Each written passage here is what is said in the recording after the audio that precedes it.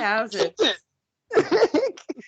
It's Welcome so all like of our 2001, Patreon dude. users to another episode of All Access with us, Kings of the Rings podcast.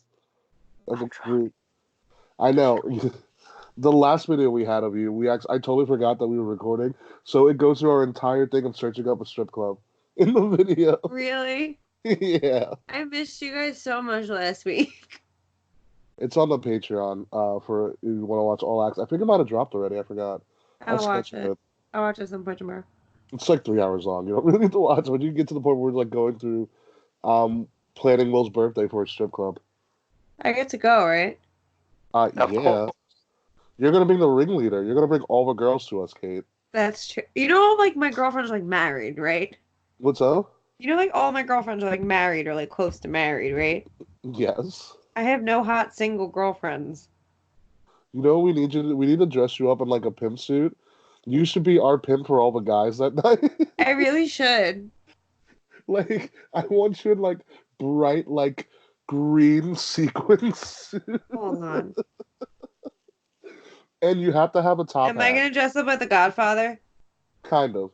Oh. And you have to have a top hat and just walk around and just pick girls. I can do that.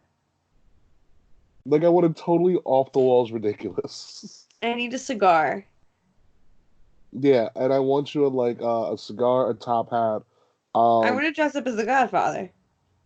No, but like a classier version, which is hard to say. There's a classier. Since most of my friends are totally broke, we're not gonna go for a package. It's probably just me like we're just gonna go and then people pay what they want to pay. Oh, that sucks. I did hit up Arian. He was just like, he didn't mention any of the deals. He was just like, I can get you all a free round of drinks, but that's about it. And I was like, thanks, dude. That's fine. I hit that. I was like, so like, there's no deals or anything. He's like, there's happy hour. I'm like, thanks. Wow.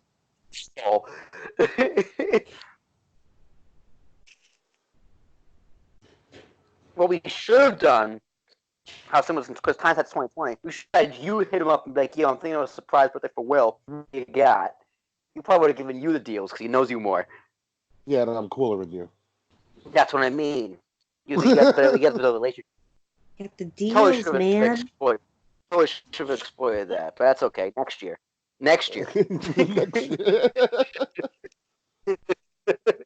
But I'm totally gonna go to Sapphires. I hit up like 12 people. I was like, yo, who's down? Something tells me I'm going to be the rowdiest one of the bunch. No, that's not true. I don't know. I hit up Kat, our friend Kat. She's from Brooklyn, and she gets pretty rowdy. Perfect. All right, let's go. Let's go. What's going to be our safe word today? Alcohol. How about buzz? Buzz, bitches. How about wine, then? They could totally do buzz, bitches. That's totally cool with me. I'm doing my dirty voice. I do all the time. My grandmother gave me $400 for my birthday. And you all decided to movie and pipe band. And that's why nobody likes you. I'm Craig from South Park. And that's why nobody likes you guys. Ricky, your video is also off, by the way. What do you mean? Like, I can't see you. I'm seeing your Ricky. profile picture. I only see his profile picture. That's weird. Because my video is definitely on right now. Yeah. I see Kate Murphy in her kind of purple hair. It looks like Billie Eilish over there. Oh. No, I'm kind of trying to fade it out as much as I can before I can't deal with it anymore, and then I'm going to go back to the bright purple. That's fine. All right. Yeah. I am recording. Words. I'm recording. I am also recording. I'm recording. So I'm Clyde from South Park, and I fuck Tweak. Oh my god. Everybody, all right, the code word is buzz. 3, 2, 1. Buzz. Buzz. It's pretty good, guys. Pretty good. I appreciate you guys. I dig it. I like it. Sucker. And for the 180th plus time, ladies and gentlemen, welcome to Kings of the Rings podcast. I am your host, King Ricky Rose. You can find me at Ambassador Biggs across all social media outlets. Welcome back. Welcome to 2020. And it's ironic in 2020 we're going to start off with sprinkling a little bit of racism in there. Anywho, we're going to get to that in just a moment. Let's do a little bit more plugs. You are gonna have to be ready for this. Let's do a little bit more plugs. If I knew we started this, I would have rescheduled my wine date. All right, let me just put it that way. Well, good thing. No, the wine date will have come in handy. Yes, because we're going to do a lot of whining and dining on this show as we try to muddle through my favorite game to play on this show, and it's called Is It Racist? But before we get to that, let's do a little bit more of these plugs. Find Kings of the Rings podcast at KOTR_podcast on Facebook, on Instagram, on Twitter. Listen to us each and every week on wherever you listen to your podcasts, like Google Podcasts, Spotify, Stitcher, Podbean, whoever still listens to Podbean, iTunes, just to name a few, iHeartRadio as well, by subscribing to Wrestle Addict Radio. So you subscribe to Wrestle Addict Radio. We drop each and every Thursday morning at like midnight for the most part. So you'll get an entire day of us. So subscribe to Wrestle Addict Radio. That's where you will find us each and every Thursday. Follow Wrestle Addict Radio socials at addict_wrestle on Twitter and Wrestle Addict Radio on Facebook and Instagram. And welcome back, Will. Will's got a little bit of the bubbly in him tonight, don't we?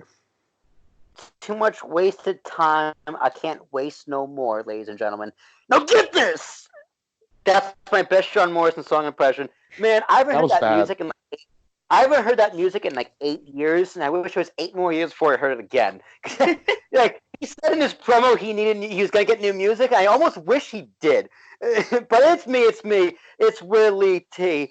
I have gone from being called alt-right to being called libertarian to being called pro-choice to put my tongue in her mouth. All right, that's what happened tonight. Follow me on Instagram, T as in Thomas. ARA. Let the record show that was a lie. That's not a lie. That's 100% factual. All right, so like I went on this first date and we only talked about politics in my podcast, You Mad Bro. That's all we talked about. That's bad. That's weird. Weird as fuck. But I dug it. Kate Murphy, how you doing? Buzz, bitches. I say that in honor of your drunk ass. But it's me, the Kate Murphy. You can find me on Instagram at the Kate Murphy. You can find me on Twitter at _the Kate Murphy. I feel like crap. I got the cold that's plaguing everyone, so while Will's sipping on, what are you drinking over there, Miller Lite? It's Miller time. Ew. I have Zen green tea. And I've got a heaping, helping pile of Twitter war that we are about to get into. Ladies and gentlemen, it's time to play, again, one of my favorite games that we ever play on this show. Didn't think we'd be playing this game so early in the year 2020, but beggars cannot be choosers. Ladies and gentlemen, it is time to play. All right, wait for it.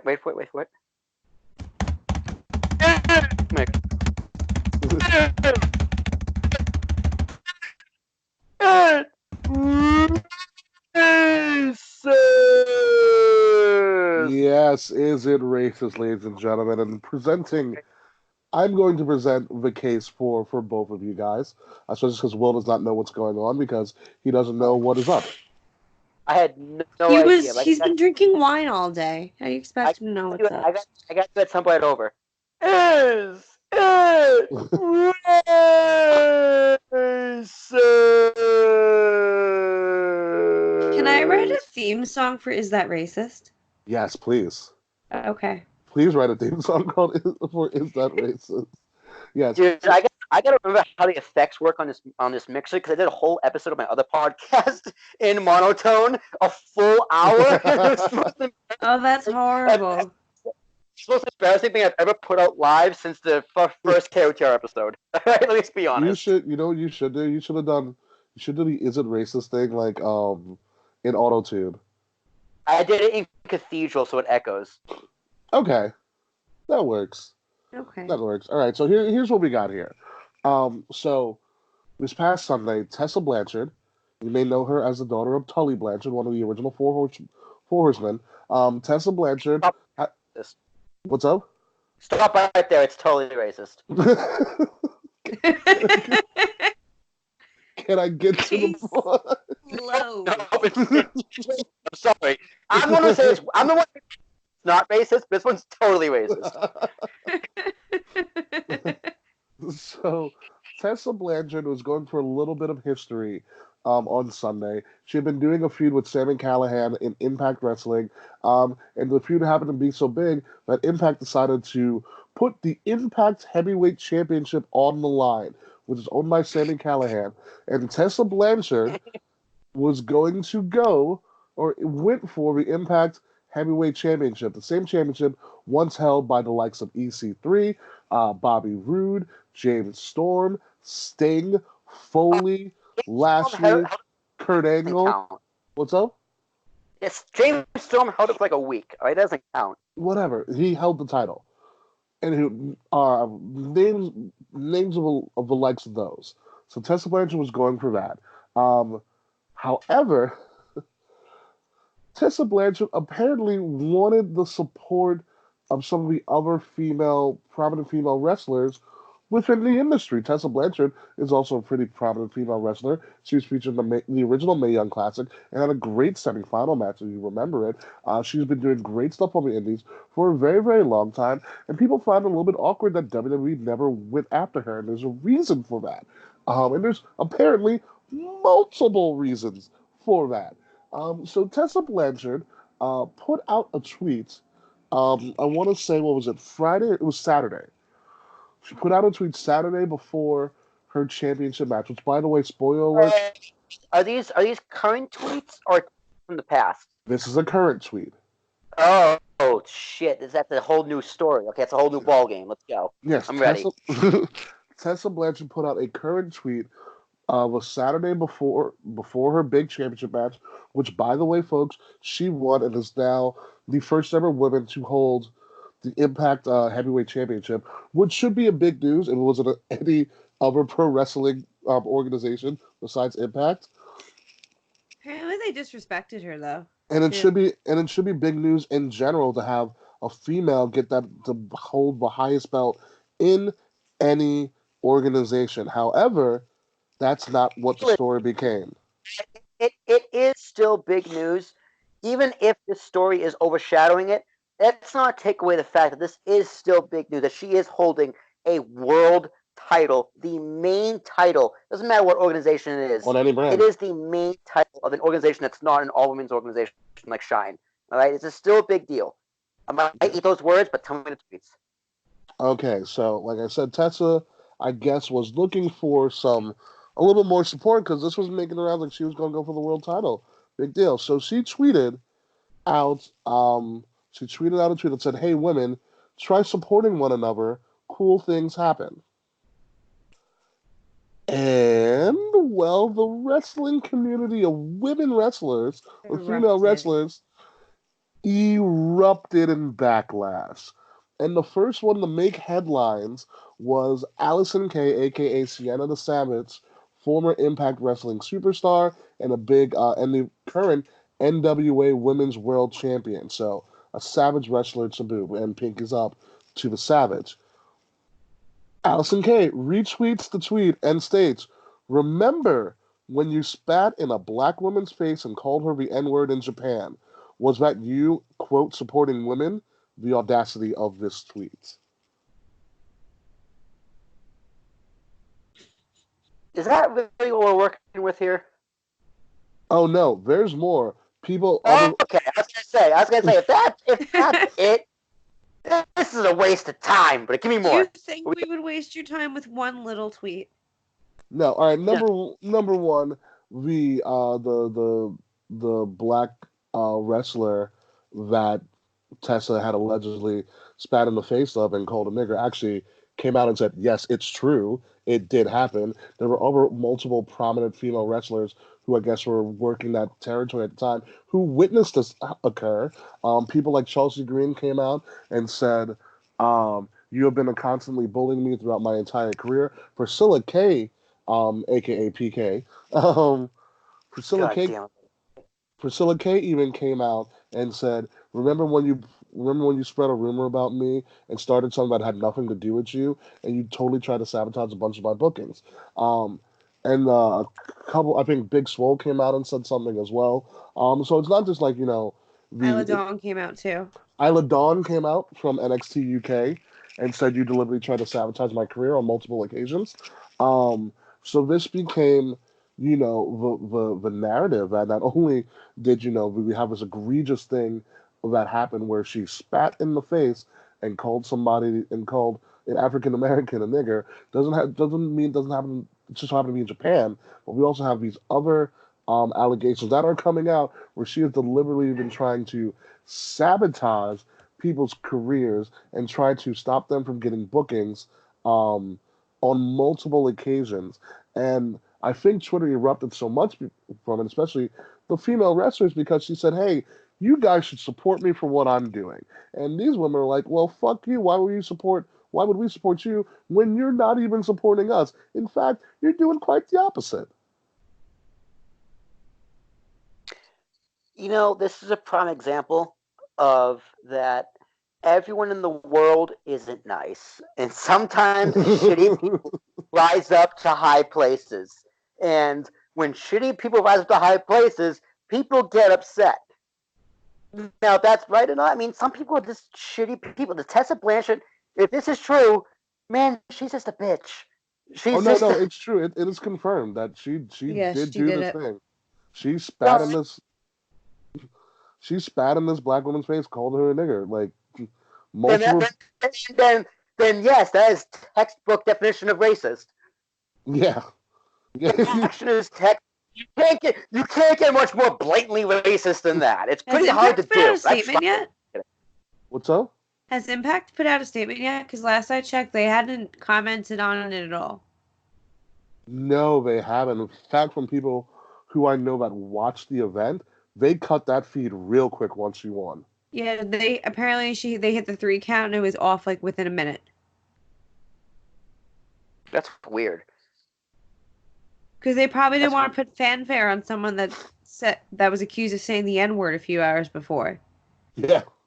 It's pretty bad. And here's where I want to go to some of the Tessa supporters there. And I get, there's a difference between the character Tessa and the person Tessa Blanchard, which apparently the person's real fucked up.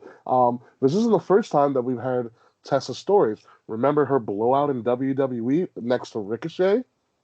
Anybody remember that story? I don't. Ricochet and Tessa Blanchard were an item for a while on the NBC. God. You didn't hear about this? No, I don't remember this. I feel like talk about this on the podcast multiple times. I forget. So please, Ricky, remind me. I feel like Will and I have brought this up. Yeah. Yeah. Ricochet gets signed to NXT. Obviously, I think at some point him and Tessa break up. He starts dating Casey Catanzaro, so on and so forth. At some point, when I think during the Mae Young, when Tessa was at the PC, obviously, and she was part of the first Mae Young, she blew up in Ricochet's face in public, in the middle of the PC, which is the alleged reason as to why WWE was like, "Oh no, we're staying far away from you for right now." Which is interesting because she was not featured in the second Mae Young. Mm-hmm. Which, for all intents and purposes, she should have been, because her match on the first Mae Young, that semifinal match, fucking fantastic. I think it was her and Toni Storm in the semifinals. That in the first year, gotta go look back. Yeah.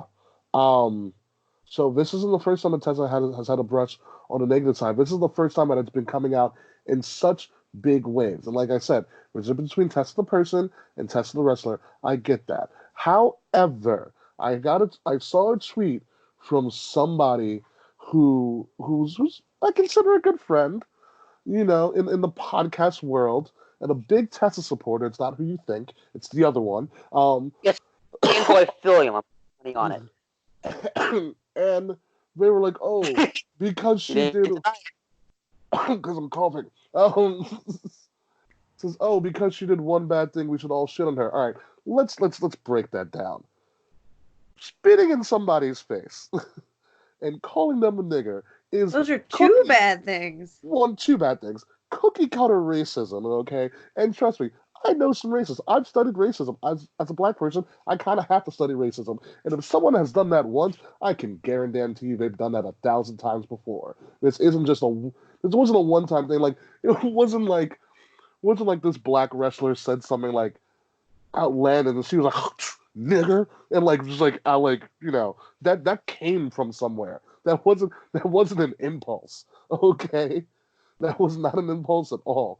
That was a calculated attack, and that should not be tolerated by anybody, whether you're a fan of her as a person or as a wrestler. Let's cut that, nip that in the butt real quick. There was another tweet that came up from that same person who was stating that, oh, you know what race people don't do? Hang out with black people. And that's far from the truth. There are so many racist people that, number one, hang out with black people, and also, number two, sometimes they end up dating them. It's actually really quite fucking comical. So those two things are totally, totally false. And the fact that we would continue after it has been a confirmed story to try to support this act and be like, oh, it was just one thing, is mind-boggling to me. Absolutely mind-boggling. I get it. Here's the thing. So, I understand. Like Will said, sometimes people are fucked up, And I understand if this was someone like, oh, I don't know, Sasha Banks, we'd be jumping down her throat right now. WWE probably would have fired her. All of this shit. Okay? But why are we giving a pass to someone who's an up-and-coming superstar in Tessa Blanchard, and she's making history right now? Like, what is the difference here? I don't think anyone's really giving her a pass. It sounds to me like Twitter and the internet is jumping down her throat. Rightfully so, I'll add that. But who's giving her a pass? Well, that's what I'm explaining here. I saw people be like, oh, it was just, she did one thing, she made a mistake in the past. And trust me, folks, racism isn't always a mistake. People deliberately said that shit all the time. Look at any video in the 1960s. That's where I'm going for here. People are trying to play it off like, oh, it was this one-time incident. I can guarantee you it wasn't a one-time incident. There are things that's too convenient of an argument to make. But that just logically just doesn't make sense. All right, like, you don't just have a slip up like that. Yeah. But people are also more willing to forgive the situation because it's Tessa Blanchard. If it were somebody else, that's what I'm saying. If it were somebody else, would we be so forgiving? Let's say Carmella said it. People would be like, fuck Carmella, and then rip her apart. She'd be done. Yeah. So, it's interesting to see what's going to happen with this. Like I said again, she did win the championship. However, that's not the story that everybody's talking about. And it's a shame because Impact needs something positive like this, and they just can't get it at all whatsoever. I feel bad for them. For some reason, they're still going. I mean, granted, they just booked the show in New York at Terminal 5, which is like the worst venue in all of New York. They booked a show at Terminal 5? Yeah, it's. I'd rather watch a show in a bingo hall. That's hell on earth. Yeah. Terminal 5 is the worst place in the world. I'd rather watch a show in a 56K modem than go to Terminal 5. I'd rather watch the wrestling in someone's backyard. Comparable to Impact sometimes these days. Yeah. That's why I don't follow Impact. Sorry. I don't mean to shit on Impact. One of my first impressions of this story, and I hope I articulate this correctly, is You're doing well so far. I keep my mouth shut, that's why. I think it's situations like this you have to remember, people you see on TV or people look up to as a role model, people look up to as stars, you have to remember at the end of the day, like, they're just people like you and me. And people like you and me or even not like us particularly, but some people out there are just literally assholes. Some people are just shitty people, and those people can just be successful. So, like, this is just something that happens. You know what I mean? Like, shitty people be successful. Shitty people reach great things. So, yeah, she's clearly a shitty person for doing those things, and it seems like it's not. It seems like it's in her character, but should we really set these people who we see as TV stars and role models? Is it really fair to see them as these perfect cookie cutter human beings? Or do we just realize that sometimes shitty people reach great heights? It's hard to say because remember, I don't know what I was like if you remember this in the '90s, but you obviously won't remember this in the '90s. Charles Barkley infamously came out and said, "I'm not a role model." And that was a And, huge thing in and, that day.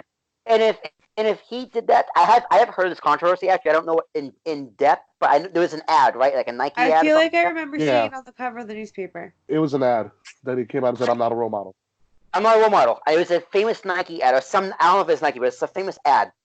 Yeah. And to be fair, Charles Barkley shouldn't necessarily be a role model. He's a fucking athlete, all right? His job is to win games. His job is not to be an inspiration to your kids. Like, I've had this conversation before with multiple people. Mhm. Like, your job is an athlete, and a role model comes with it. Like, if you're a parent and you look to athletes to be your kids' role models, you should be yourself as a parent. As a parent, you should be your kids' role models. My parents are my role models. My parents are amazing people.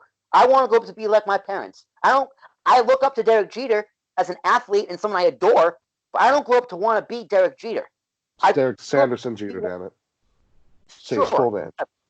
Like, I fucking love John Cena. I don't want to grow up to be like John Cena.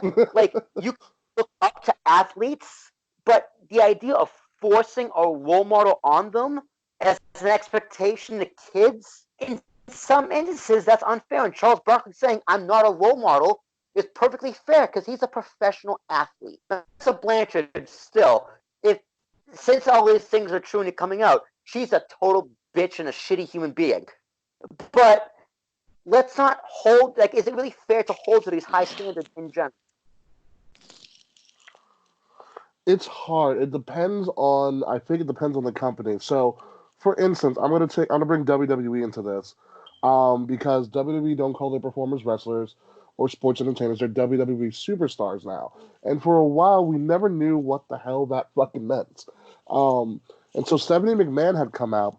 I don't know when, but she came out and was like, here's the reason we call them superstars.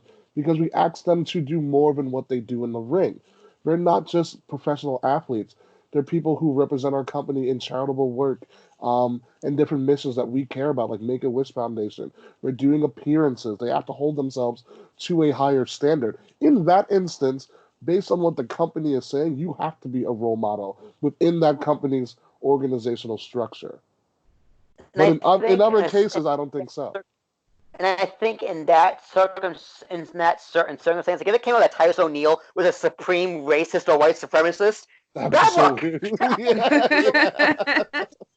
out of field. But like someone like Bray Wyatt, who's his character, or the Undertaker even. I think the Undertaker would be a little more shocking if the Undertaker was like secretly part of the KKK. Something just ridiculous, just crazy. Oh guy my from God, don't Texas. say that. like someone who's out of the public eye because it's part of his character. Like I see what you're getting at, Ricky. Like it's part of the company values, and that's fine. Yeah. Because it's a big hypocrisy there. But you know, not everyone is just perfect human being that the public eye wants them to be. And when this comes out that they're not like you want them to be, what do you do with that? Because everyone is flawed. I'm sure people could look back to this podcast or look back in my history and point me out as a racist. Dave tried to do it. Look what happened to him. You know what I mean? Like, and people who know me personally would say, of course, I'm not like that. But people who don't know me can easily take something out of context. So is it really fair to hold these celebrities to this standard? I think that's a more broader conversation than this wrestling conversation. Because in this certain situation, yes, Tessa Blanchard is clearly in the wrong. And to answer the question, is this racist? The answer is yes. Ding, ding, ding. She's racist. I'm 2 for 2 here, Ricky, in this game. I'm 2 for 2. I was sure about the whole situation. Tessa Blanchard is a racist. I'm doing good here. I'm doing good. I'm all right. Tell Brooke I'm all right. All right, tell her. Should put this as like a chump stain challenge. I'm always on the line. I'm scared. I don't know what about. Yeah, no, but I mean, it kind of wraps it up, really all for that for the Tessa thing. So hopefully she can turn it around. I did hear a bit of her speech because someone recorded her speech after the cameras went off. She said something to the effect of, which the one thing that I caught, I was like, that's the weirdest thing I've ever heard. Well, she's like, I know I can do this.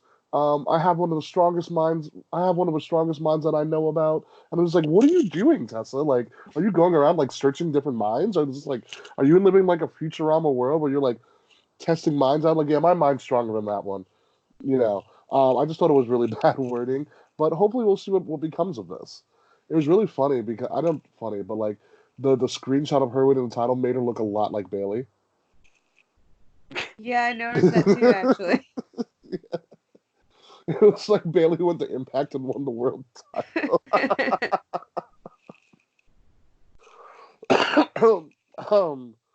But oh my god, all that racism got me choked up. So anywho, we're gonna take a quick commercial break, and when we come back, we're going to talk about things going on in SmackDown, a little bit of I'm Sorry Cake, and the Bloodline gets a little bit of a rude awakening. So all that and more when we return. All right. I'll be right back. We're all walking away and taking a break.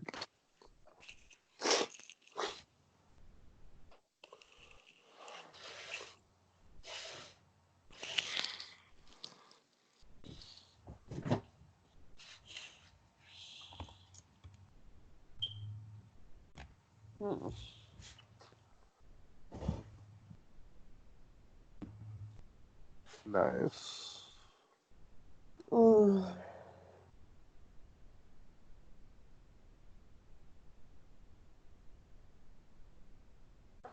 Oh, that sucks. What sucks? Linebacker for the Carolina Panthers retired at the age of 28. Oh. Yeah. Oh, Blues.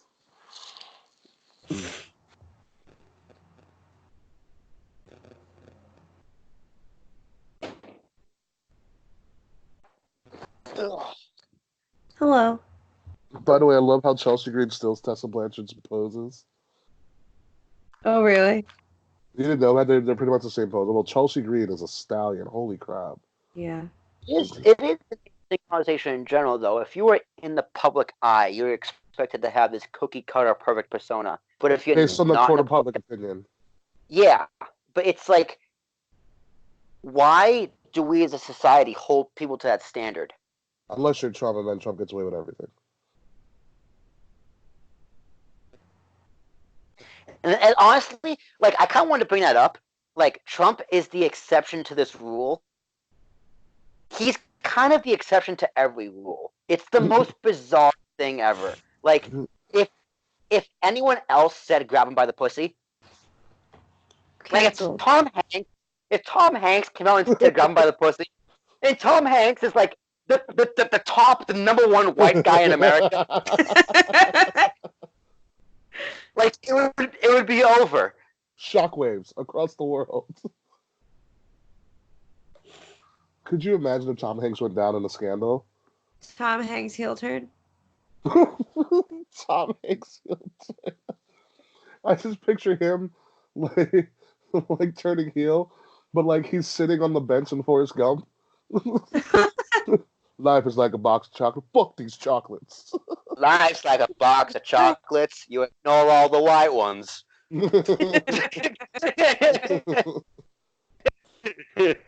God. The best ones have white.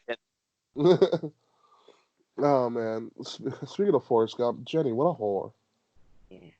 No, all right. Don't you Part of defend Jenny microaggression. here? I am not defending Jenny. Jenny is the biggest cunt in film history. There you go. Something we can agree on. All right. All right, so she died of AIDS, right? Yes. Which means she gave Forrest and her son AIDS. Potentially. Yeah. Right? Probably. If you actually look at Forrest Gump the movie, and it is a book. I haven't read the book yet, but it's in my bookshelf. It's my next book after The Godfather. Like, she only goes back to Forrest when it's fucking convenient for her. Yeah, all right? when she's done. When she's used up. With this retard, like a fucking a hammer. When she fucking needs to hit a nail, she calls on Forrest. All right, Jenny from Forrest Gump is the biggest cunt in all of film. I hate her. Yeah, Jenny's Jenny's the reason guys have trust issues. She took advantage of this retard for his entire life. Seriously, like, shut eye. If that offends you, I'm sorry. It's just the truth. I haven't seen that movie since the 8th grade, honestly. I love that movie. Not gonna lie. It is a fantastic movie for multiple interesting reasons. Yeah, we watched it in school. I don't see that it's a school movie, but okay. Yeah, we watched it in 8th grade social studies. We also watched Gangs in New York in 8th grade social studies too. Wow, your social studies teacher was Levittown. Oh, that explains it. Your parents are like, we gotta get you the here. Yeah, it lasted a year. We're gonna bring you to the boonies. Yeah, that's how that happened. Mm-hmm. We're gonna talk about Lacey really quick because Lacey's face turn is fantastic.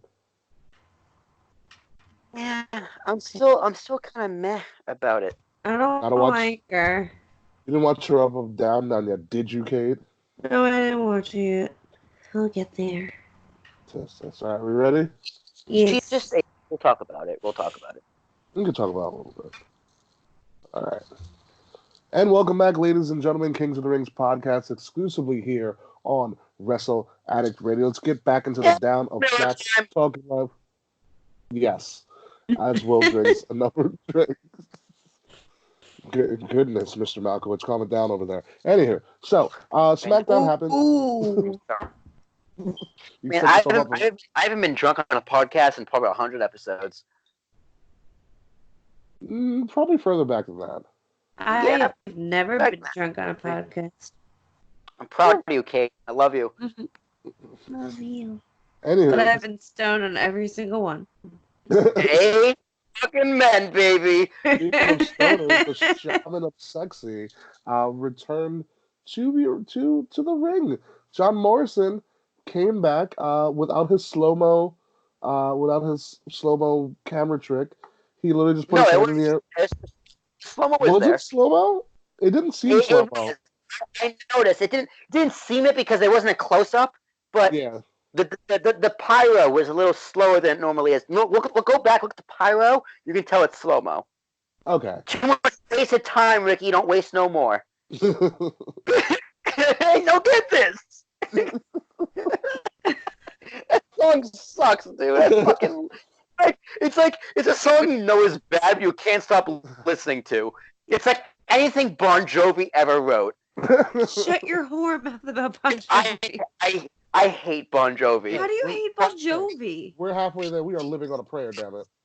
Because he sucks, all right? He sucks.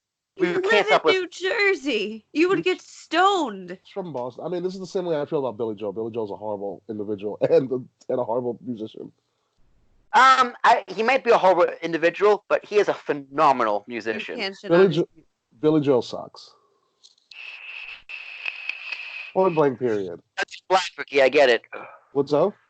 Black people don't like Billy Joel. I get it. No, but it has nothing to do with race. Billy Joel just sucks.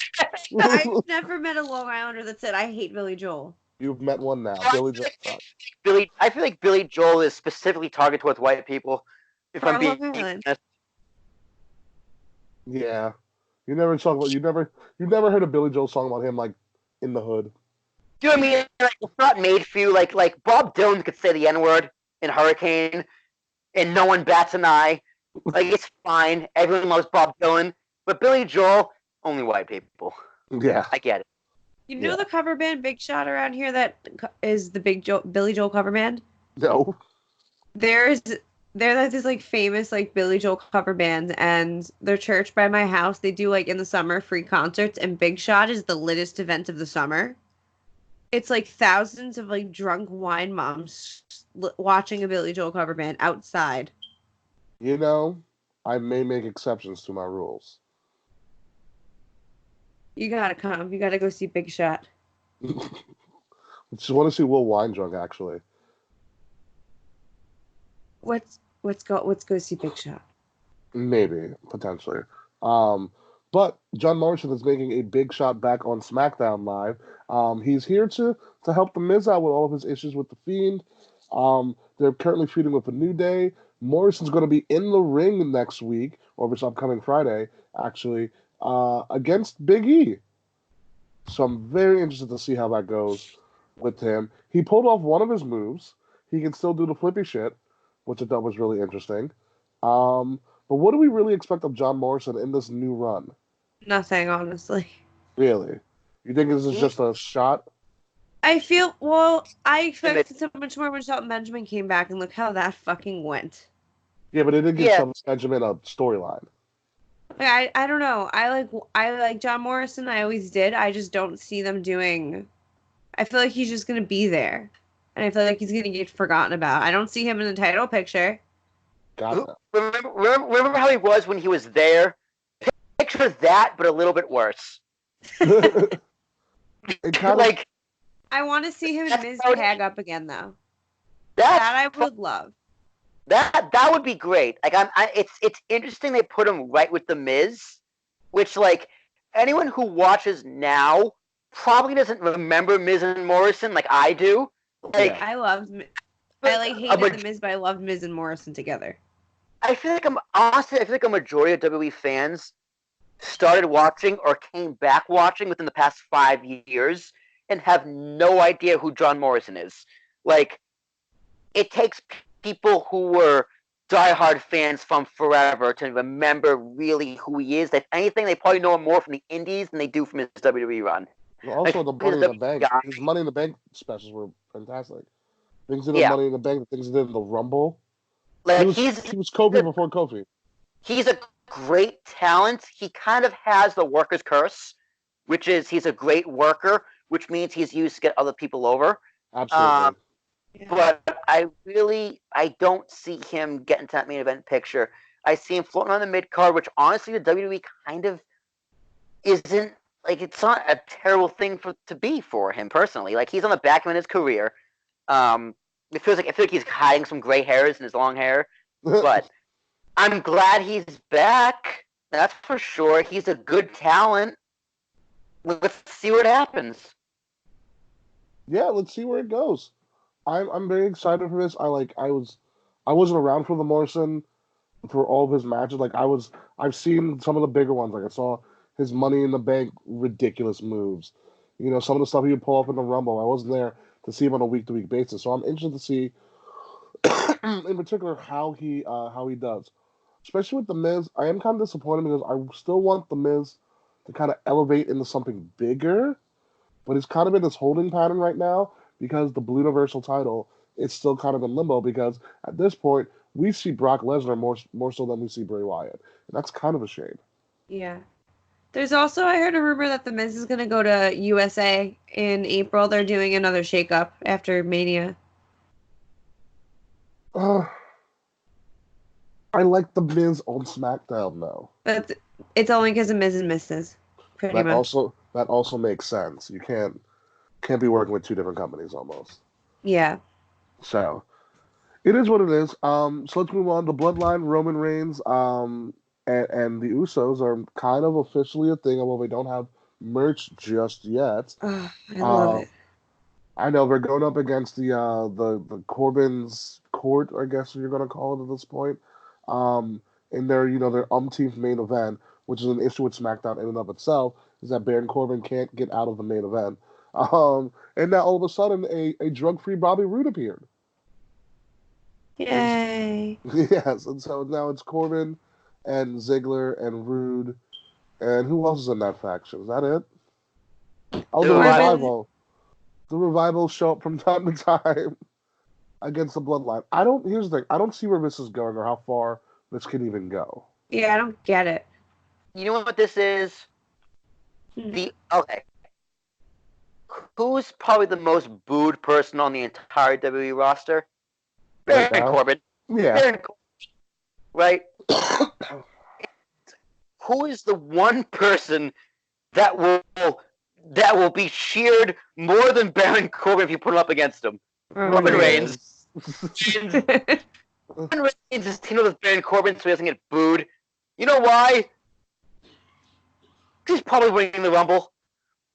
Maybe. The Rumble's an interesting moment in and of itself because Brock's not putting the title on the line. He's entering number one. The big question is who's going to be able to knock out Brock, which we'll talk about potentially maybe next week because guess what, folks? The Rumble's less than 2 weeks away. So get ready for that. It's going to be weird. Yeah. Not as weird as Mandy and Otis is their actual relationship that they're trying to put in there. Mandy made I'm Sorry Cake, which, by the way, I've never had I'm Sorry Cake. Have you ever heard of I'm Sorry Cake, Will? No, I really want I'm Sorry Cake. I want that girl who dumped me a little over a month ago to make me an I'm Sorry Cake. She's probably done with you. No, she mentioned me on Bumble yesterday, and I was really confused. But no, she's done with me. She's a cunt, dude. I don't. That's a conversation for off air. She might be a cunt. It might be a fact. I don't know. We'll see what happens. Kate, have you ever made I'm Sorry Cake? No. What does I'm Sorry Cake consist of?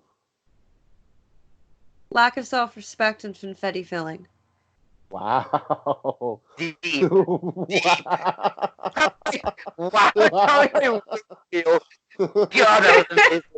All right. Let's keep this fun train going. All right. Kate's got some deep-rooted issues that she's still speaking of issues, I'm really fascinated by this Lacey Evans face turn against Bayley and Boss.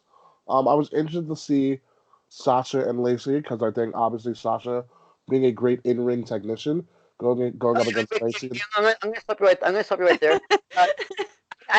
I know, Kate Murphy, you had some interesting opinions about our conversation last week about Lacey Evans, about it not being for us. Can you please elaborate on that point, on this whole thing of our conversation last week without you here? I want to give you a chance to throw your name into that ring of discussion. So please, Kate Murphy, tell us what you think about what we thought about Lacey Evans. I'm pulling up that. Where did I talk to you about this? You just talk to us, but talk to our listeners. Yeah, let the listeners know. Tell them. No, I'm trying to pull up the conversation we had. Like if you were a little girl, you wouldn't like. I said like this whole feud might not be for us, and Kate Murphy was just like, oh yeah, like I'm still not entirely sold on this feud. Like I like Lacey Evans isn't a bad face. I'm gonna stick by that. She's a much better heel. One thing I realized on SmackDown, I'm like, damn, her ring music works as both a face and a heel, so that goes for her. Like her mannerisms as she comes to the ring works for both a face as a heel, so her character works for both a face and a heel, which is very good for her character and her as a performer.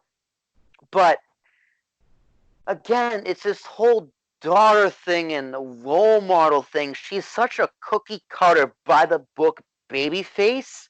It's just, for me, it's just not interesting. It's a cookie cutter role. My direct quote was, okay, I'm salty I wasn't there for the discussion about the women's division because I would have hated that shit as a little girl. Exactly. Because, like, feuds like that are interesting. Like, I never, like, got behind the whole, like feuds that are, like, friends that aren't friends anymore, going after my family kind of shit. I just never... It always felt so, like forced to me, and it didn't feel like anything was actually at stake. Fair. But I mean, think of the other factors around this. This is on Fox. Yeah. There's your key right there. Oh, we've got a Marine. We've got to push her as a face. You know. And by the way, Lacey Evans, badass Marine. Yeah. Like, real badass. She did a special with Xavier Woods and Up Up Down Down. Holy crap! A story she was allowed to tell was pretty crazy. She was all right. So I'll break down the Lacey Evans person as a woman in the Marines. She was the top shooter in her class multiple times. Like every class she took in the Marines, she was always in either the best one or like in the top 3. So Xavier Woods had them play like this game on Nintendo Switch where it's like a duel when you face off against somebody. And it was like, it's just 3, 2, 1 and then shoot. She beat him 3 times in a row, and her reaction time with pulling the trigger was less than half a second. Jesus Christ. That's scary. Okay, like that's scary. So it's and if you actually watch her Up Up Down Down special, you would get why WWE want to make her a face, because her story is more of a face story than it is a heel story. She plays a great heel because as a Marine, you have to be a bit of a heel a lot of the time. But her story is essentially very face.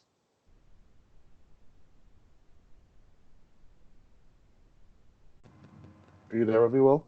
Yeah. I'm here. I'm listening. How's the tall boy treating you? I'm almost out. I'm on my last few sips. Oh. So as Will finishes up his Miller time, Kate, we're going to kick it over to you and let's talk about AEW. So what happened there? Alrighty. So I'm just going to get... Baby. What? Got Dean Ambrose back. Yes. That was honestly like the main thing I wanted to talk about this week, since I forgot to tape AEW and missed the first hour. But on AEW this week, Jon Moxley had to give Chris Jericho his answer about joining the Inner Circle, and it was glorious. He comes out, he steps into the ring, and then he unzips his jacket, and he's wearing an Inner Circle shirt. So Chris Jericho's excited. He's celebrating. They're popping the bubbly. Hands him the keys to a new car. Nice. Going keys too. Going fucking all out. And then Jon Moxley goes, "Oh yeah, by the way, one more thing I forgot to tell you." He goes, "I'm not going to join your stupid group." Yeah, just fucking with you. Yeah. Honestly, it was the best Dean Ambrose promo I've ever seen in my life. Like, this was so WWE Dean Ambrose is done the right way. It was really funny because he winked into the camera mid-promo. It was did great. wink into the camera, which I did notice, but I was like, oh, that is a little subtle thing that would never fly in WWE. Vince would never think of that shit. Right? Like, that would never have happened. And that little subtle thing was one, it divided the audience. It let the people at home know what was up, but the people in the audience have no idea. Yeah. Which is kind of cool to think about. No, it is cool to think about. I kind of wish they let it go on. They let it go on for a little bit, though. I think that was ad-libbed by Moxley. I think that is just so genius on his part. And AEW this week was fantastic. Like, the past few weeks before, like going into December, AEW had a little bit of a rough patch, kind of like, what are we doing here? But these past 2 weeks have been phenomenal. Mm-hmm. Wrestling's been a lot better lately. And Kenny Omega's a great storyline. Although I don't know how the fuck they got the 10-5 record for him. Who got a 10-5 record? Kenny Omega. Apparently, all his matches on Dark count. All his matches on Dark count. All right. Whatever. Since when did the Dark matches count? Right, and then the whole thing with Hangman Page is very interesting. With him in the Elite, Hangman Page is he's surprisingly, I mean, I guess pardon the pun, reminds me a lot of DDP, like in his whole place in WCW. He acts like a person who shouldn't be pushed, but's going to be pushed anyway. Like he is. Well, he's supposed to be pushed. He is the guy you push. Yeah, like he is in a perfect spot. Which, like I said back when they announced the match, that he should probably win the belt. It did better for him to not to win the belt, to more develop him more. And he is a guy who, in a year, is gonna be that Kenny Omega Young Bucks level over. Mm. And MJF needs to stop yelling at me. All right, I'm taking it personally. I told you that's the problem with MJF. He doesn't have a change in his tonation of voice. That's my gripe with MJF. Plus, he's also a dumbass from Plainview. Anywho, that's tell us how you really feel. It's a Long Island rivalry. He's not really that hard. He's from Plainview for a reason. Moving on to the NXT side of things, well, not the NXT side of things you think about. NXT UK had Takeover #2 in Blackpool, and Lord Almighty did not disappoint whatsoever. Again, very great paced 5 matches. It went to a crescendo, like I thought it should have. Jordan Devlin and I'm totally Tyler Bate. Tyler Bate. Was it Tyler? Yes. Jordan Devlin and Tyler Bate beat the living crap out of each other. Oh, it was my everything. Calm it down, woman. It was great. We had the 4-way ladder match, which, by the way, Will, watch it. It's absolutely nuts. I was hoping. All right, so here's the thing. I started watching it because I was curious. Like Sunday night, I started watching it, and I fell asleep in between the first match. And I was like, I was really hoping it's like I didn't fall asleep. I felt myself falling asleep, so I turned it off to watch it later. I was really hoping it'd start with the ladder match, but I saw a few highlights from like Bleacher Report, and that ladder match is 100% worth watching. All right, I'm going to watch that ladder match because I am so excited for what the It was awesome. Right, like that is what I'm going to watch because that's what I'm most interested in. The rest, I know the results. Yeah. I'm gonna say for someone who doesn't watch UK, the fact that I even turned it on says something. Yeah. Because I have not heard anything but good things about NXT UK, and if they put these pay-per-views on more often, you might get people like me who are more interested in just watching pay-per-view to pay-per-view. It's kind of like backwards booking, where in WWE there's too many pay-per-views, but in NXT UK there's not enough pay-per-views. Yeah. But I think that's why they started out slow, and then you got to build to it becoming this big thing. Mm-hmm. You know, and go ahead. Just tell the story. So I feel like you can watch NXT, regular NXT pay-per-views, pay-per-view to pay-per-view, and still know what's going on. But NXT TV is so good, it's worth watching. Yeah. So NXT UK, if I can watch pay-per-view to pay-per-view and still get a gist of what's going on and the characters that are there, it's totally worth watching. Absolutely. I'm going to finish. UK is incredible.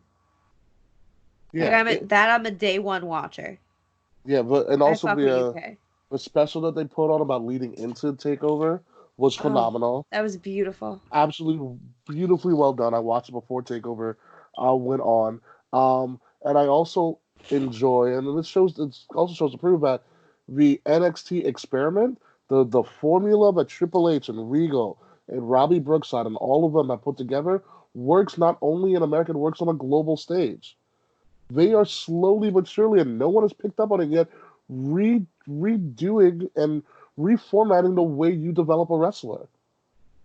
Yeah, Robbie Brookside is honestly probably the low-key greatest thing for NXT. Yeah.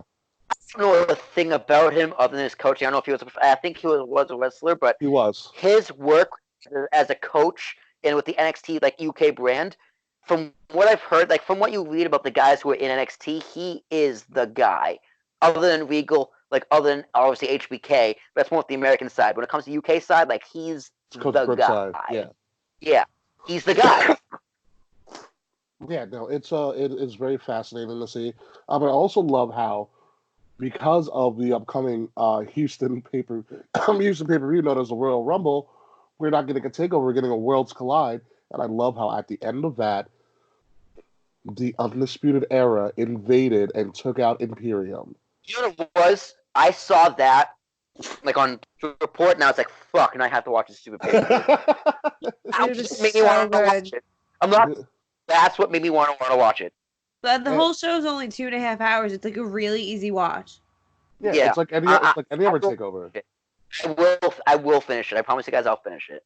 Yeah, Walter retained as champion, but that's not the big thing. You are now setting up Worlds Collide, which they have experimented with before, in passing, but it hasn't been to this level that it's substituting for Takeover, which I find really interesting. So now you have to set up something really big here. How do you set up something big? You take the biggest faction from UK against the biggest faction from NXT, and you have them beat the crap out of each other. And that's what you did at the end of Takeover. It's perfect. All right, guys, I have a little hypothesis here. What if in 2 years, Triple H releases NXT Japan? That's probably going to happen. That's probably the next move. Which he wants to do. That is the next move. Imagine a Worlds Collide between the three, and you get some New Japan sneaking into the NXT Japan. Oh my God. Yeah. What Triple H has been very, very public about this. And I was actually talking about this with some guy named Big Dick Giacobi back in the day. Big Dick Nick. Yeah, Big Dick Nick. I miss that kid. Yeah, shout out to Big Dick Nick. So the big thing is what Triple H is calling it local globalization. And I mentioned this before, I think, as well. Triple H is using NXT as the new territory system, except around the world. So there will be territories in the UK. There will be a territory in Japan. Well, not Africa just yet. South America, more than likely, like NXT Brazil, could be a thing. Or not even Brazil, Mexico. NXT Latin America or NXT Mexico could very well be a thing. Wild. And there you go. You have your 4 pillars: U.S., UK, Japan, Mexico. All right, guys. Breaking news. So my friend Manny, who doesn't watch wrestling at all, I mean at all, he just sent me a message on Instagram, and it's Orange Cassidy doing a Topai Suicida on AEW with his hands in his pockets. The ring, and the caption on the post is from Trap Godbart. It's bruh. Who the fuck is this N-word? Who the fuck is this, period? This N-word saucy as fuck, LMAO.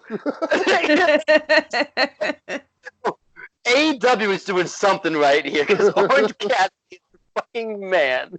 Orange Cassidy is amazing. He's wonderful. He's absolutely amazing. Orange Cassidy is a character that just wouldn't fit the WWE model right now. But he's perfect. Not even Vince, Triple H wouldn't know what to do with him. Like, not at all. Orange Cassidy is so good. He's too good for WWE, because it's like, honestly, they would treat him like they treated Damian Mizdow. They just wouldn't know what to do. Yeah. Pretty much. And it's better that he remains the raw character that he is in AEW, and he continues to flourish in AEW. So best of luck to the Juice Man, the most freshly squeezed man in all of Indies. He is. He's an indie person's dream. But speaking of keeping things raw, let's move over to the Red Brand, which was surprisingly really fucking entertaining this week. Randy, AJ, and Drew, great match. Great upper mid card scene, by the way. These guys can talk. Drew McIntyre's being great on the mic these days. I have him as potentially winning the Rumble. He's so smooth. Oh. Calm it down over there, Kate. Drew's number 1, I think, of 2020. Already? Yeah, for now. Kate, we need to make a special for 2020. Can we get like Kate's top 5 daddies each week? Can we do like a ranking system? Yeah, I can do that. Every week I'll do it. The top 5 daddies. Let me think about it. I can do it tonight. And do like a BCS ranking system. We can keep it on like the Twitter and everything. I can do that. All right. Yeah, but no, they were good. Aleister Black and Buddy Murphy have struck gold yet again. Because they just love to kick each other's faces off. It's like they hit so hard, I feel like people in New Japan are like, wow, that's a little bit rough. Yeah. Like, I literally watched Aleister Black charge at Buddy Murphy, and he jumped into the stance. He hit him so hard. Absolutely unreal and crazy. And then Buddy Murphy eventually loses on was that... All right. He lost all 3. He did lose all 3, and it doesn't matter. I'm talking about this last one. Was he supposed to kick out, and he didn't kick out? That looks fucked up. And the ref saved him? Yeah, they said his shoulder was up or whatever. His shoulder was not up. Not at all. His shoulder was not up. I think he got hit so hard he forgot to kick out. Yeah. I think it was a botch. I saw that immediately, and I'm like, that's wrong. Yeah, and as a ref, you're supposed to, play it as if it's a real thing. Yeah. So it should have counted the 3. But even as it may, whatever. He got his face kicked out again, and then they just let Buddy Murphy just be on the sideline for like 3 matches. That was a little weird. It was weird until we got to the final, and we had this quote-unquote fist fight, which I thought was weird. Will, did you hear about this fist fight? I did. I saw Kevin Owens do the kickflip. Kevin Owens is a parkour superstar. He did not do a kickflip. He did a kickflip up the ramp, dude. It was amazing. It was a senton. Number 1. It's not a kickflip. I know it's a Tony Hawk ramp, but it's not a kickflip. It was wildly impressive. So the fist fight, they tried to market it as like, all right, so there's no count out, no disqualification. You can pretty much do whatever you want. The only way to win the match is the ref has to say that you're incapacitated and your team can't compete anymore. But the whole team has to be incapacitated. Yeah, so it's like Hell in a Cell without the Hell in a Cell. It's weird. It's like Last Man Standing without a 10 count. It's a weird stipulation of a match. It worked. And Kevin Owens, became the parkour king. He was like, wait, John Morrison's back? It's now time to show what I can do. Hold my beer. Hold my beer. Yes. So then we have Seth getting his ass beat or something, and he sees Buddy Murphy, who is downtrodden. He needs a savior, and Seth goes, "Buddy, join me." And Buddy Murphy came up and joined the Messiah of the Monday Night Messiah. So now Seth Rollins has 3 disciples. Okay. I don't like it. Have you seen the shirt? Yeah, I saw the shirt. I don't like it. Will, have you seen Seth Rollins' new shirt? God, I don't even want to know. I hope it's him just as Jesus. Stained glass Jesus, pretty I'm much. going to send it to you right now. It's pretty much him in like a stained glass window, and it pretty much looks like Jesus. If I buy this stupid shirt, I swear to God. Like, the CrossFit Jesus shirt apparently wasn't enough. No. I feel like just drinking this whole tall boy Miller Lite sobered me up and didn't make me more drunk. That's upsetting. I'm confused. I'm like, Kate, I told her she wanted the 6-pack. All right, you You did should me have wrong. gotten the 6-pack. Well, I have work tomorrow, so it's fine. Yeah. Next week. Yeah. So here's what I'm thinking. I was talking about this with Mr. Fretz last night. I think if they're not going CrossFit Jesus, they're going full blown Seth as like a heel Jesus here, and ironically, I'm all for it. You can time this up right, but you can pretty much do this leading into Easter. An Like- Easter angle. Think about Easter. Easter is after Damn, WrestleMania. this is my shirt. Oh my god, I kind of want that shirt, No, dude. you don't. I kind of do, man. It's you know why I want it so bad? Why? It's because I hate the Catholic Church. You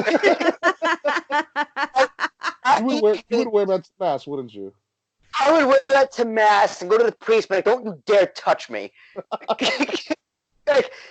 Like, I hate I don't so much hate the Catholic Church. I hate people who defend the Catholic Church. All right, Okay. because they're a gaggle of kid diddlers. Let's just call them for what they are. But this shirt, I might buy it. Not. So here's what I'm thinking. I think Seth Rollins goes full Jesus angle here, and they totally do the passion story. And he creates his 12 disciples. And then at some point he has a last supper and he's like, one of you will betray me. And you don't know who the person who's betraying him is until the last moment. And then Seth loses or something. And then we quote unquote kill Seth, and then he comes back a couple of days later, seeking revenge. Could But- we have Seth Rollins perform the Stations of the Cross? You mean the passions? You want to passion story this? Dude, I want I want the Stations of the Cross. him to carry a cross to the ring, and people are whipping him. That's his WrestleMania entrance. You see Becky be Mary Magdalene and Oh my God, crying. that's what they're gonna do. Don't let her be Mary Magdalene. Mary Magdalene was a whore. Hey man, all right, fine. Have Liv Morgan be it then. She's a ring rat. No, just because she went with Enzo does not mean she's a ring rat. Hey, I heard we both heard she got around the locker room. All right. I did not hear that at all. I heard that more I about didn't hear Bliss that than either. anything. You told me that. All right. No, I told you about Bliss, not Morgan. Well, maybe Liv Morgan was just on the internet. Get your blonde on. We're not going to harp about the Lana and Rusev angle at all either. But Yeah, yeah, no, let's not. I want Seth's entrance to be Seth's WrestleMania entrance to be him carrying a cross down the ramp from the pirate ship. God. Could you imagine? Yes, I could. Wow. Yeah, no, I want Seth to go totally off the deep end here, and do everything besides call himself Jesus. You know, this really could set up fucking Seth Rollins versus CM Punk at Mania. It really could. All right, Mark, calm it down over there. I Yeah. don't support it, Get there, right? but they could. They could easily do it. The Straight Edge Society versus Jesus Seth, and his 12 disciples. Hey, Seth isn't promoting drugs and alcohol here. Yeah. He's just saying, follow me. All right, so who else is going to end up following Seth? How big is this? Oh, mean, Dallas. Jinder Mahal? He's not even on TV. He's That's injured. what I'm enjoying, dude. Bo Dallas. Our Truth thinking it's a clan meeting. I don't know. Eric Rowan and the Pet. Dude, what is going on with Eric Rowan? I want to know honestly, Eric Rowan is low-key the most intriguing storyline going on in Raw, because it's just it's so dumb. I'm afraid they're going to drop it before they reveal it. They are going to drop it before they reveal it. I really hope not, because I want it to be Baby Yoda. Can you imagine? The thing that's been biting people the whole time is Baby Yoda. It's the Baby Yoda Built-A-Bear plush. I'm just sick of him feeding after jobbers every week. Well, at least we know it's in some sort of wooden box now. Yeah. We just don't know what it is, but we know that it bites really badly. It's Ramblin' Rabbit. Which version? Ramblin' Rabbit, number 28? Yeah. God, fucking Ramblin' Rabbit. But yeah, I want Seth Rollins' Monday Night Messiah thing to just keep going. I want so many people he can build up into his religious, this cult group that he has. I don't get the one glove thing. I want Seth Rollins to come out as a Scientologist. Oh my god, I could see it. That'd be great. The stomp is renamed to Spaghetti Monster.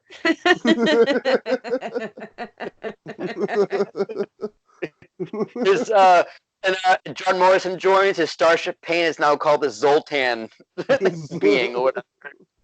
The Zoltan Splash.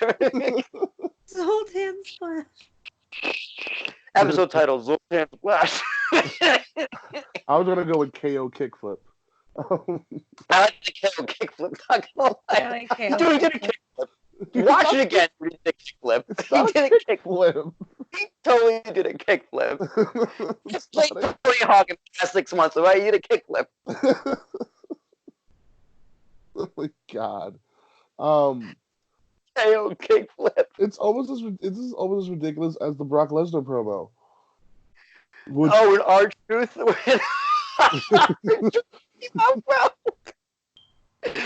I didn't watch it, but I heard about it. I'm gonna watch it. I can't wait. I feel like Vince sent R-Truth out there to make Brock laugh. I feel like it was just a rib. Because I've never seen Brock. Because I've never seen Brock break his seriousness. He starts cracking up out of nowhere. Truth comes out and he's just like, I'm here with my 24/7 365 Intercontinental European Heavyweight and now Kentucky Championship. I-95 champion. I-95 Championship. Kentucky Fried Championship. And he's talking about how he's going to enter the Royal Rumble. He's like, I'm going to enter the Royal Rumble because, I've always had a problem with you big, fat galoot, Paul. And Paul's like, you fucking idiot. I'm not in the Rumble. Rock's in the Rumble. And he's like, huh? And Paul's like, get out of here. No one likes you. Dude, honestly, and then I hope he retracts his entry into the Royal Rumble. Yeah, R-Truth goes, oh, Brock's in the Rumble? Then I officially unannounce myself for the Royal Rumble. Brock's in the corner losing it. He can't stop laughing. Can we say R-Truth is the funniest WWE character in history? The funniest in history. No one will ever beat him. Because he's like, dude, R-Truth saw the movie Dumb and Dumber too many times. He was like, I can do that. I can do that better than anybody. I got you, fam. I got you. I'm Lloyd and Harry. So the best part is that he's like, oh, Brock, I got something to say to you. What's up? What's up? Once his music starts playing, he starts going, what's up? He does a heel click, and then he turns around and Brock clotheslines him, picks him up and gives him an F5. And then for a second I was like, oh my god, Brock's gonna get a ref and pin R-Truth for a 24/7 championship. I'm so mad he didn't. We could have had Brock 2 belts. Could you imagine, Will? Brock 2. I was honestly, when I saw that R-Truth came out, I was hoping Brock Lesnar would pin him.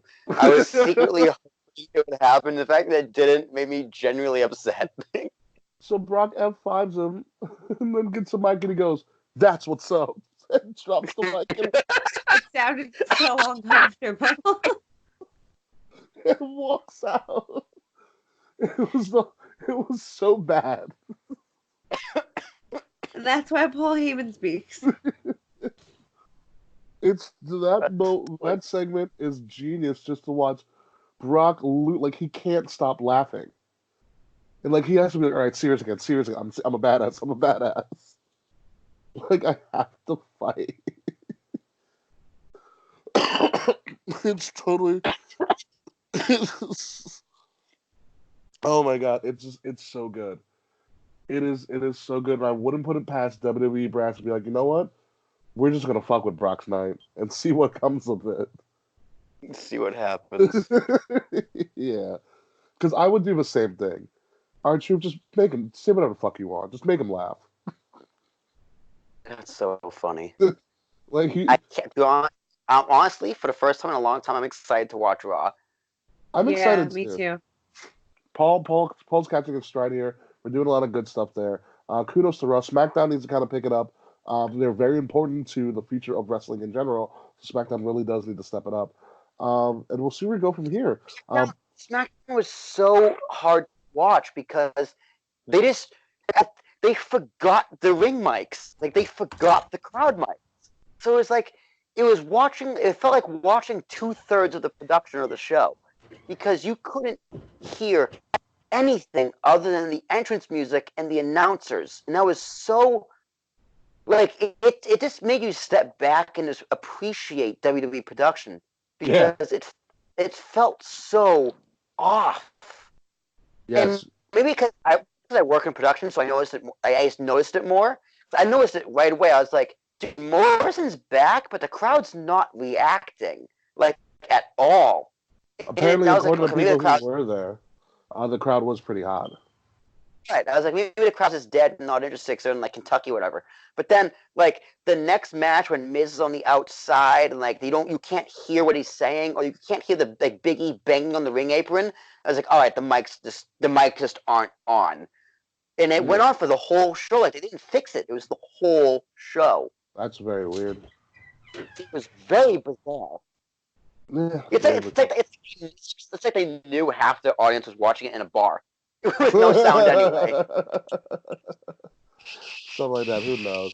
Well, we're going to make sure our mics are working, which I think they are, but we are going to take one last commercial break. And when we come back, we have a couple of people who have signed new lucrative contracts with different wrestling promotions. So more on that when we return.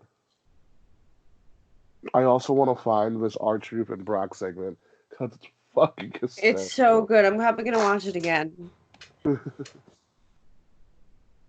No one likes you. Go away. Yeah, Ricky, what do you think of the Titans? What's up? What do you think of the Titans, Tennessee Titans? Great defense. Dude, Amazing. Derrick Henry's just... Derrick Henry's a monster. Just running all over the league. Oh, yeah. He's like, all right, Tannehill, you're going to take a back seat to me. And Tannehill's just like, yes, sir. Yeah. The Brock Lesnar and R-Truth segment. I'm watching a clip right now. Kevin Owens does a kickflip. Not a kickflip. Anywho, the Brock Lesnar and R-Truth segment is number 36 trending on YouTube. Holy shit. That's hilarious. We're listening right now. The Royal Rumble victory. Brock Lesnar is not going to expostulate with a victory at the Royal Rumble. No! Brock Lesnar is going to dominate at the Royal Rumble. Brock Lesnar will eviscerate 29 other very capable men. Brock Lesnar will conquer the WWE Universe at the Royal Rumble. Brock Lesnar will prove that anyone who doubts my spoilers will be proven false, and that 29 other men will understand that my spoilers will tell you the future, and my spoilers shall set you free, because only the truth flows from my mouth, and that truth will set you free. Yep, called it.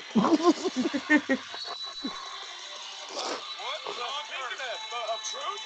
24/7 champion R-Truth. For the first time ever. Yo, 24/7.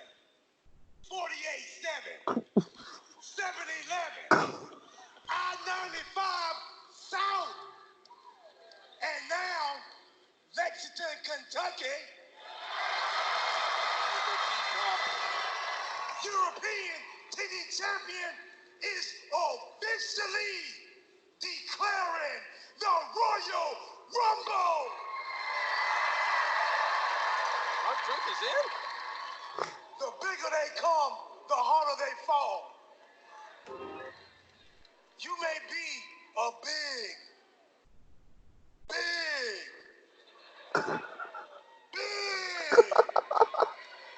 man,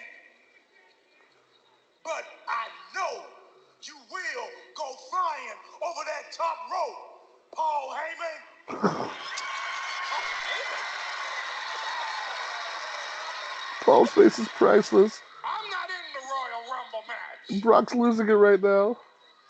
You step into the Royal Rumble match, you're going face to face with Brock Lesnar.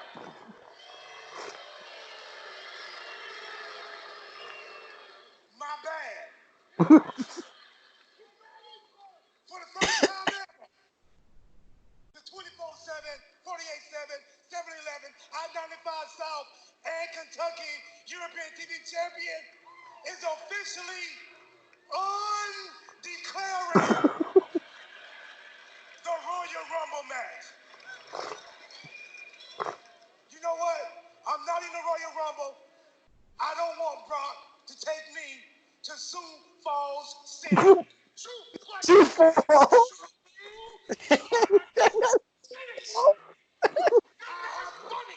Nobody likes you. Nobody.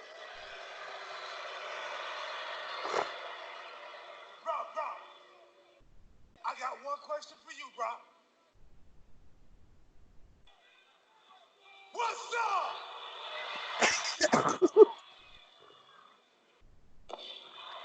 He does a split. I forgot about that. Can't answer your question. What's up? Just wait to see if Truth is going to make it out of here alive.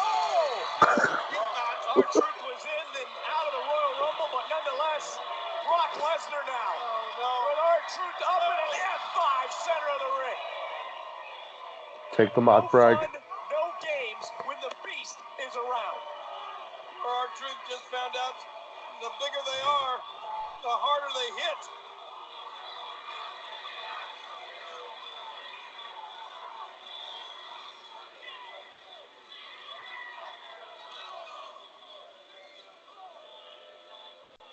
The WWE Champion, the Beast.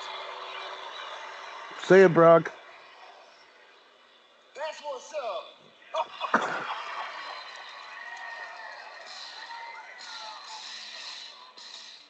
So good. That's what's up. Well, can you soundbite that for us? Yeah, probably. That's what's up.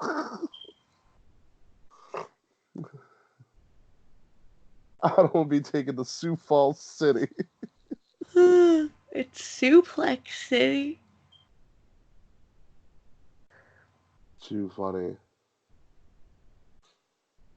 Will, are you ready? Yeah. So your video's been frozen for a while. Yeah. Really? Oh, so I've been on my phone. All right. Let's get this show on the road. All right. Welcome back, ladies and gentlemen. Kings of the Rings podcast exclusively here on Wrestle Addict Radio. And we have a couple of more big announcements to talk about in the world of wrestlers and independent wrestlers getting signed by major promotions. So the first one here is Marty Scurll, the villain himself, formerly of the Bullet Club and the Elite and all of that hot stuff. He was like the only wrestler from the Elite but did not jump ship to All Elite Wrestling because he still had his contract with Ring of Honor. His contract has since expired. He had showed up on NWA, I think, for an episode or so. And so the big conventional wisdom in wrestling was that Marty Scurll was going to leave Ring of Honor, a very fledgling Ring of Honor, and join his compadres in AEW. And that would have been a huge moment for AEW in and of itself. Well, Marty Scurll and the villain had completely different ideas. Marty Scurll has since re-signed with Ring of Honor. And not only has he re-signed with Ring of Honor, they gave him the power of being the head booker of the show. It's so wild. Yeah. Everyone thought he was just gonna go to AEW and call it a day. Well, it shows maybe he had something else in mind. Yeah. I mean, they Ring of Honor threw tons of money at him to keep him. And they throw in like, oh, you can also be your head. You have creative control now. It's pretty much the game. They gave him creative control over pretty much the entire product, which maybe that's something they need. I don't know how Marty Skrull is as a booker, but we're gonna find out real soon. Hopefully it's good. Hopefully. And we're gonna end here on a very great note. Mercedes Martinez, the close to 20-year-old vet, who was last seen on AEW as part of one of their battle royals, I believe. She was the Joker in the Joker Battle Royal. I think at one of their former pay-per-views, I forgot which one it was. Has officially signed the contract, not with AEW. She's officially signed a contract with WWE. So congratulations to Mercedes. She has had a fantastic career on the indies. She is a hell of a wrestler and a technician. Will and I have personally seen her. And Kate, we saw her too, right? I saw her too at Shine. We saw her at Shine. She's fun. Will and I have talked to her before. One of the nicest people you'll ever meet. Really cool person. Wish her the best of luck. Well deserved. She's the highlight of his new class of recruits for WWE. So congratulations to Mercedes Martinez signing with WWE. Will, any thoughts on that? Well deserved. She's been around for a very long time, and I think she's going to play the role of that she is going to be the veteran who is in NXT teaching the young girls, Yes. as opposed to someone who's a push going to the top of the roster. And honestly, dude, if she gets enough money, she might be okay with that, because she's been around for a long time, scratching and clawing. She might be in a position where, like, listen, I'm on the back end of my career. I just want a paycheck and give a chance to give back. And I think that's a perfect role for her, because she is incredible in terms of her character, in terms of standing out, in terms of being different from all the other women on the roster who have gotten over. Absolutely. And she is someone who could excel more as a coach than as a talent. And in this role, she can be both. So kudos to her. She deserves it, and I'm very excited to see what she does. And secretly, if I'm being selfish, I hope I'm wrong, and she is someone who can contend, and she is someone who can earn her way, and she is someone who can get to the top, because she is incredible, an amazing person, and a great talent. Yeah, that Shine division just got eaten alive since the last time we have seen them. Santana Garrett, oh my God, Santana Garrett, Shotzi Blackheart, Mercedes. Next thing you know, we might I think Evilly signed with AEW. Big Swole has signed with AEW. Chris Stapp signed with AEW. Only person left is the Seattle Savage, Allison Kay. But it just shows you that the Indies the WWE and AEW are raiding the Indies, and there's going to be a lot more openings in the Indies, and hopefully we'll be getting consistently new talent. But I do like what you said about Mercedes. It just is the back end of her career, which, for all intents and purposes, it is. She's been doing this for 20 years. And she's a second job. As a second job, too, yeah. Not anymore, but she did. Yeah. I want them to give her the honor at some point while she is still capable of performing at a high level, because she has, if you saw the Mae Young Classic last year. Give her the honor of giving her a takeover match. She does not have to win. But I want to see her get a takeover entrance. I want to see her get a takeover match to show not just us as, people who follow the industry, but to show, on a more global level, what she has been able to do for so long and with so many people.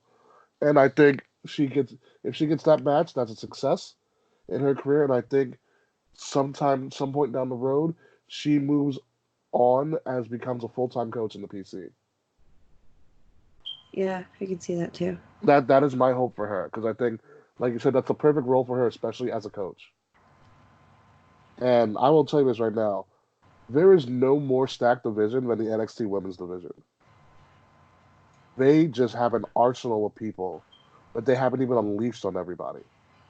and it's very scary to know what is in that locker room and what is to come.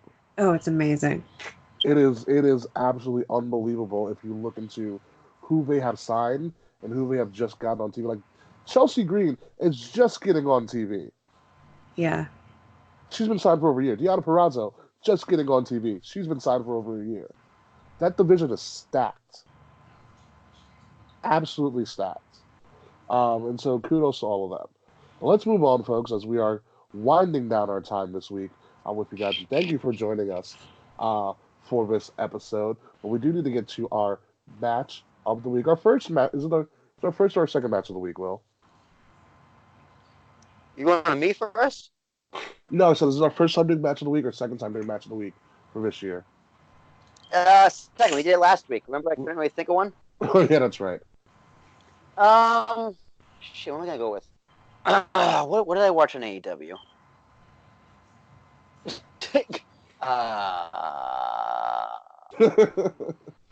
Oh boy. That Miller time kicking in.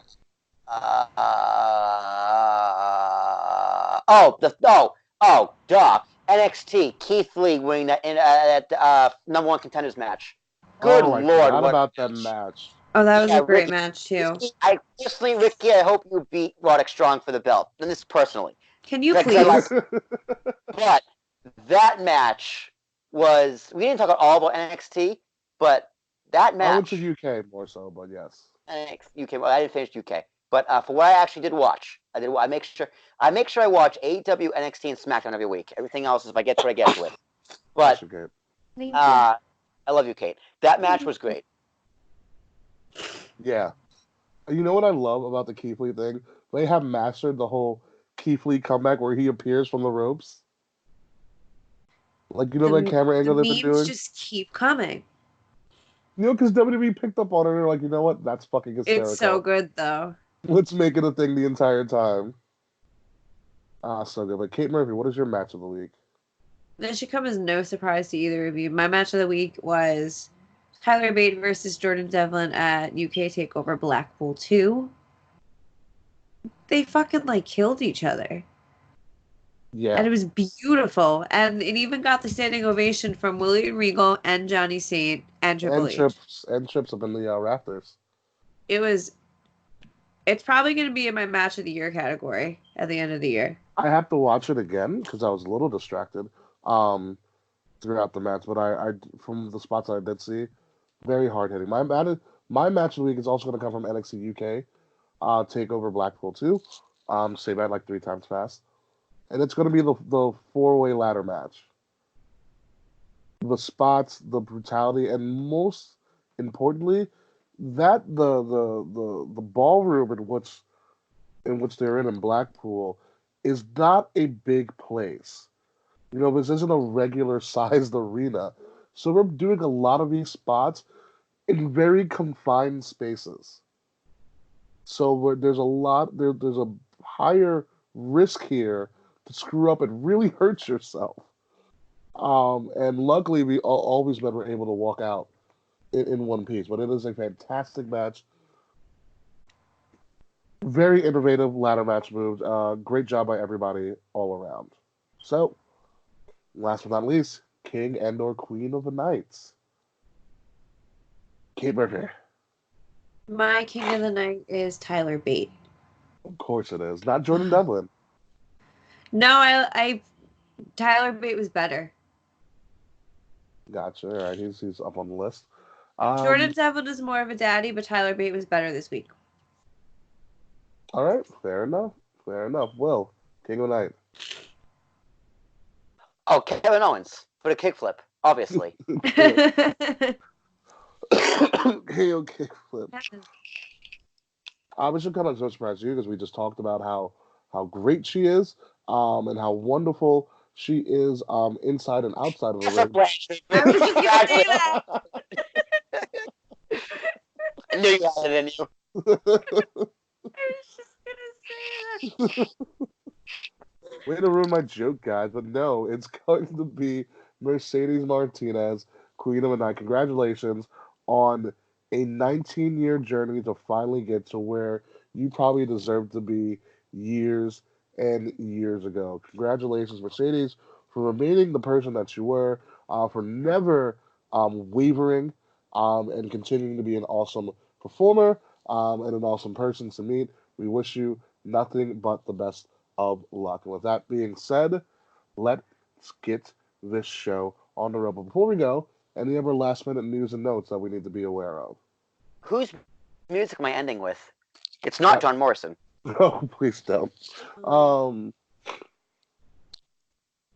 don't know. What should we end with? I'll go through my list and pick one out. Just do R-Truth. No. Now I try to avoid music lyrics. What's up? What's up? What's up? What's up by Four Non-Blondes? That's not a bad choice, Kate, not gonna lie.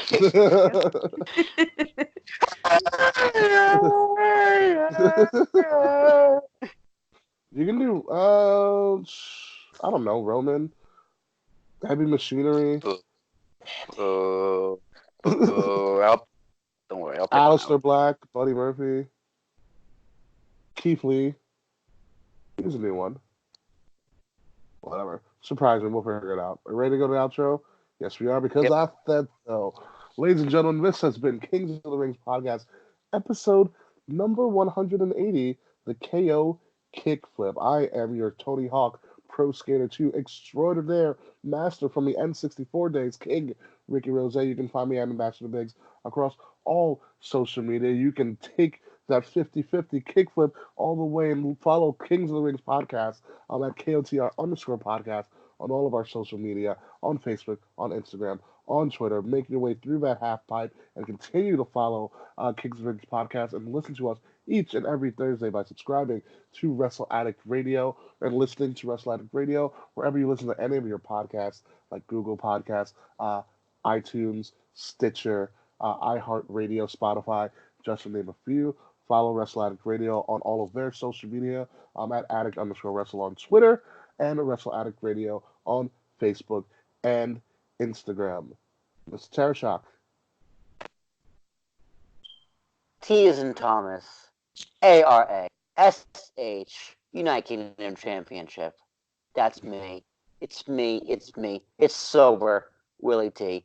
I finished this drink about an hour ago, and it made me feel more sober. So, Kate Murphy, I'm sober with you, and I love you. I love you.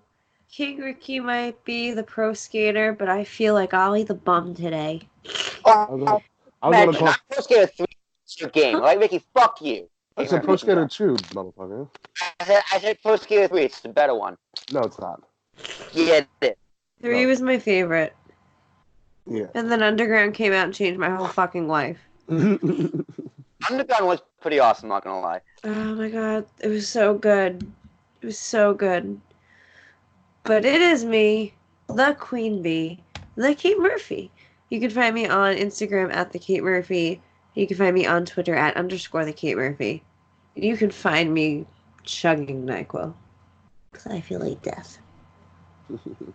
Well, hopefully death doesn't come to you anytime soon, Kate Murphy, or to any of us, because we have a show to do next week, and that show could have a lot of rumbling of royalties coming our way. So until next week, folks, we will see you soon. This has been Kings of the Rings podcast.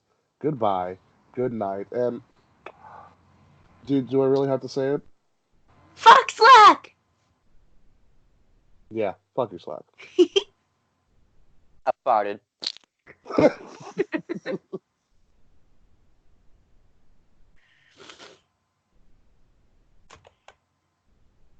Alright, I'm gonna hop in the shower. Oh yeah, well, by the way, just to let you know, I got those wrestling girls to schedule a meeting. When? Saturday at 4? I might be around. Kate might be around too, so. Alright, I mean, I'm down to talk to them. If I'm around, I'll talk to them. Did I tell you? I know I told Kate, but Ricky, did I tell you I'm moving? To where? Next door. Oh, you finally got the place? Yeah, so Nash is moving up from Nashville. Me and him are moving to a 2-bedroom. So I live at 917. We're moving to 915. Nice. Yep. So it's a brand new apartment, brand new Mhm. kitchen, brand new bathroom, 2 large rooms, a huge living room, and Nash is essentially going to come. You know, he has a bunch of money saved because he's working construction with his dad. He's going to come work a part-time job, and other than that, just pretty much do work for Ambiguous, pretty much as any other time. Do sales that's working with awesome. Jared. So Nice. it's going to be pretty exciting. But yeah, rent's a little more expensive. Actually, it's more expensive. I'm not going to say a little more. It's more expensive, but it's going to be pretty fucking awesome. I'm excited. I'm trying to find a person to take my place. So as long as I don't have someone coming to view the room on Saturday, I'll probably be around because I'm trying to spend any more money.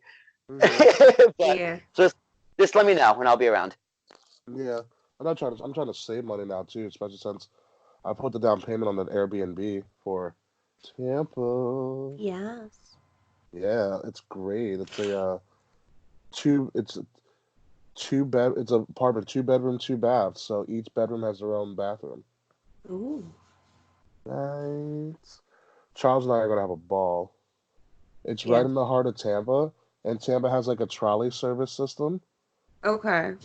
in downtown and in Ybor City, and the trolleys take you everywhere. So like we can take a trolley to the Amalie Arena, where all the events Ding are gonna be ding held, ding went the trolley. and they're Ring, free. Ding ring, ding ring went the goes the bell. bell.